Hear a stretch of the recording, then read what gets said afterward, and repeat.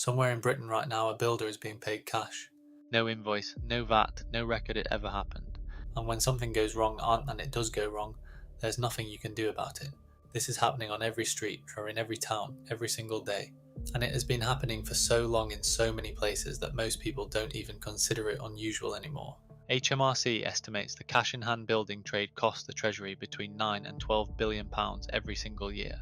That is their conservative estimate. The real figure is almost certainly higher, because the people who know the true number, the builders, the subcontractors, the gangmasters, have every reason not to say. And so do the homeowners who paid it. Look at any residential street on any weekday morning and count the skips, count the vans. Ask yourself how many of those jobs come with a proper contract, with VAT, with building regulations signed off. The answer, in most parts of Britain, is fewer than you think. It starts with a referral, a number passed at the pub, someone who did a great job on a mate's place.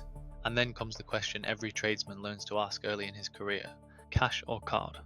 The cash price is always lower, 10%, 15, sometimes 20 or more.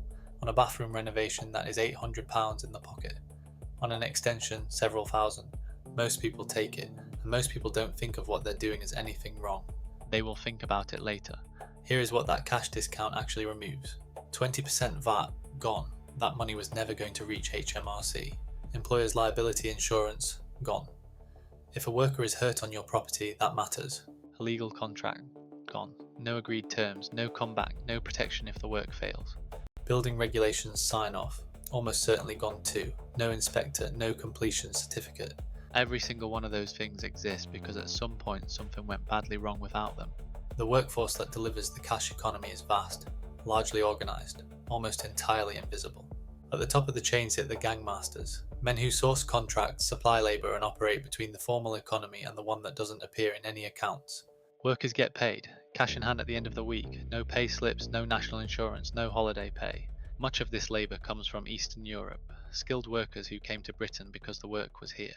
They found a construction industry that absorbs their skills, pays them in cash, and takes no responsibility for what happens to them. The gangmaster takes his cut, the homeowner gets their kitchen, the taxman gets nothing, and the legitimate builder down the road is losing work he can never get back. He charges more because he has to: VAT, insurance, pay, accountant, health and safety compliance. Every cost is real and every cost makes him less competitive. He does everything right, and he loses to someone who does nothing right. But the cash economy doesn't stop at small domestic jobs. On larger sites, the informal economy operates within the formal one. A practice so common it has its own name in the trade: the foreigner. Off-the-books work, done in an employer's time, using an employer's materials, on jobs the employer knows nothing about. A tiler working a hotel contract slips away at 3 on a Friday afternoon, spends the next few hours fitting a bathroom for cash. The materials came from the main job, the time came from the main job, only the money went somewhere else. Nobody noticed, in most cases nobody ever does. The most serious cost of the cash building economy isn't financial, it's physical. When work is done off the books, building regulations are treated as optional. Those regulations exist because buildings have killed people when they were ignored. Load-bearing walls removed by someone who wasn't qualified to remove them. Structural work done by someone who moved fast because cash jobs don't wait around. And then, months later, a year later, sometimes a decade later, the problems surface, and the homeowner learns the full price of the cash discount. No contract, no company registration, no address, no legal recourse. The phone number is dead. The man never existed in any official record. For the workers, the exposure is different, and often worse. Construction kills around 40 workers in the UK every year. That is the official number. Cash workers don't benefit from any of what that poster describes. There is no employer's liability insurance covering them on your property.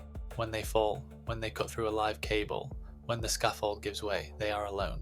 The NHS treats the injury, the taxpayer funds it. The gangmaster who sent them there pays nothing at all. Billions of pounds move through the UK construction sector every year completely outside the regulated economy. It doesn't enter bank accounts, it doesn't appear on returns. It travels through the economy leaving almost no trace. The legitimate operator sits with his accountant twice a year to account for every penny. His competitor across town has no accountant, no paperwork, no accountability, and 20% more margin on every job. Every government announces construction targets, hundreds of thousands of new homes, infrastructure pipelines, growth. A significant part of that activity is invisible to them. It shows up in the skips, not in the statistics. Every approved planning application tells one story about British construction. The cash economy tells a different one, running alongside it, invisible. There is a harder conversation underneath all of this. When you buy a house in Britain, you assume it was built to standard, inspected, signed off, safe. That assumption is less reliable than it should be. Local authorities have drastically cut building control departments over the last 15 years. The inspectors who are meant to check the work exist, but there are fewer of them, and there is more work than they can cover. Some completion certificates are issued for work that was barely looked at. The system relies on honesty, and honesty is not universal. Private building control companies have grown to fill the gap. They compete for business. Their clients are the developers. That relationship matters. When inspection is a commercial arrangement between inspector and developer, the incentives shift. Subtly, but they shift. And then the house is sold, and the next owner inherits whatever was, or wasn't, done properly. There is no requirement to disclose which work was done with building regulations. No requirement to disclose which was done cash in hand. You sign the forms, you get the keys, you trust the system. And in many cases, the system gets away with it for years. And so the cash economy carries on, job by job, street by street. Look at any street and you are looking at the evidence. It has always been here. It is not going away. The homeowner gets the work they can afford. The builder gets the margin that keeps him afloat.